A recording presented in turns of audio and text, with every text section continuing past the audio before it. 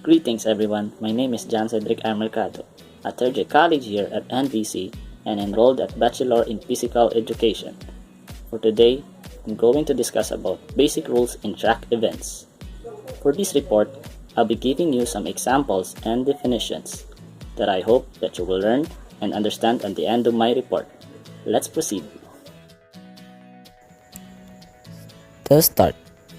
The starter, after receiving a ready signal from the head finish judge, shall give out the command, "On your mark," to the runners. The runners advance to the starting line, carefully placing the feet onto the blocks. Note: the runners may or may not use the starting blocks. They kneel and place the tips of their thumbs and forefingers as close to the starting line as possible, without both hands touching the line. At the command of set, all competitors take a deep breath and hold it while they are raising the hips to the starting position. At the crack of the starting pistol, they sprint as fast as they can. So in sprints, in middle distance races, the starts and relay exchange zones are staggered so that competitors or teams run the same distance. In starting violations or false starts, an athlete, after assuming a full and final set position, shall commence his or her initial motion after receiving the report of the gun or approved starting apparatus. If, in the judgment of the starter or recallers, he or she starts earlier, it shall be deemed a false start.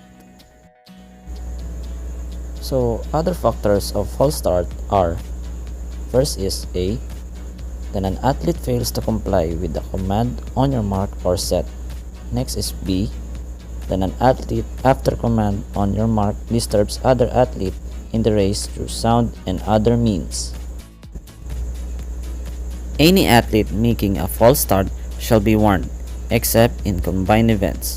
Only one false start per race shall be allowed, without the disqualification of the athlete making a false start. Any athlete or athletes making a further false start shall be disqualified from the race. So the next topic is running violations. The first violation is when a runner commits a foul by helping a teammate. All runners in that event shall be disqualified. Second violation is a runner obstructs another runner. Third violation is in a race on a curve, runner steps on or over the lane line to the left with 2 consecutive steps off the left foot. The fourth violation is the runner does not start and finish within the assigned lane. And the last fifth violation is the runner leaves the track or abandons the race, then returns later to continue the race. The next topic is hurdling violations. The first violation is when an athlete runs around under a hurdle. Second violation is impedes another hurdler. Third violation is knocks down any hurdle by hand. Fourth violation is advance or trails a leg or foot below the top horizontal plane of the extension of the hurdle. The next topic is the relays. So in relay race, there are only required meters. First is 4 by 100 meters. Second is 4 by 200 meters. And the last is 4 by 400 meters. Here are the rules in passing the baton. First is the baton must pass between teammates within a 20-meter zone.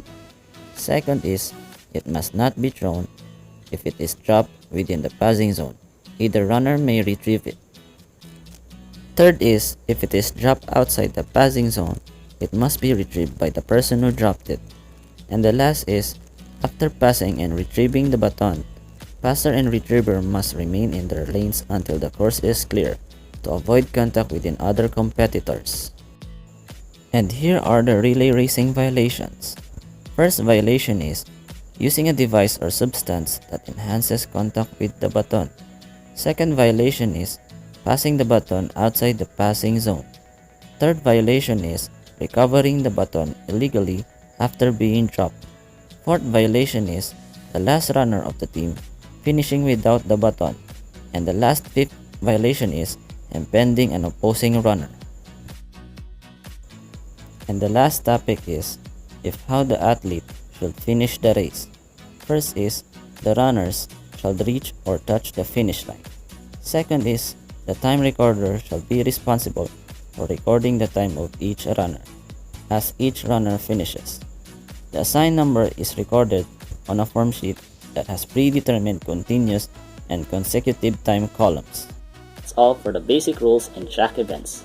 Hope you learned something today. Thanks for listening. God bless.